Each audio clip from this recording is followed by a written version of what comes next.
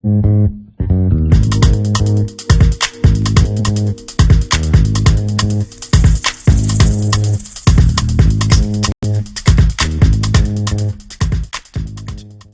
and welcome to Next News. My name is Rona Agbroco. The National Drug Law Enforcement Agency NDLA Command in Bauchi State, Nigeria, on Wednesday paraded a 65-year-old blind man, Yakubu Muhammad, engaged in selling Indian hemp at Gubi village. Parading the suspect, the NDLA commandant, Mr. Sule Momodu, said that the trader was arrested at the village on July 12 with 176 wraps of Indian hemp weighing 400 grams and with a market value of 17,600 naira. The NDLA commandant said that Mohammed was once arrested by the agency and convicted on the same offense, but he returned to the illicit business after serving the sentence. Mohammed said that he started selling Indian hemp some 10 years ago after he became blind, adding that before then he used to sell meat in Bauchi.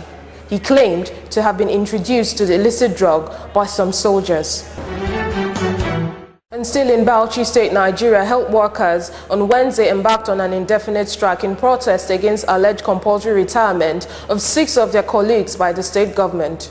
Chairman of the Joint Action Committee on Industrial Unions and Associations in the state's health sector, Saga Mohammed, made this known in Bauchi while addressing a news conference. Reports state that the association in January 2009 embarked on a strike over non-implementation of the 15% salary increase for its members, amongst other demands. Mohammed alleged that the state government had begun a systematic victimization of some workers who played key roles in the strike.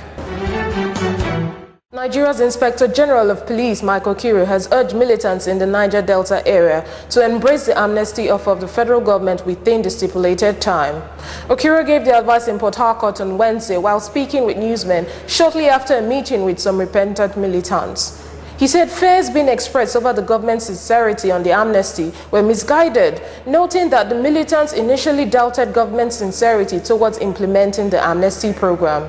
He also said the release of Henry Oka, leader of the movement for the emancipation of the Niger Delta men, clearly demonstrates the government's sincerity and commitment.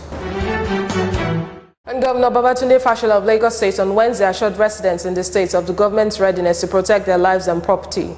Fashola gave the assurance while speaking with journalists at Lagos House Marina at the end of an emergency meeting of the State Security Council. The meeting had been convened to review the July 12 attacks on the Atlas Cove jetty in Lagos by militants of the movement for the emancipation of the Niger Delta, during which 6 people were reportedly killed.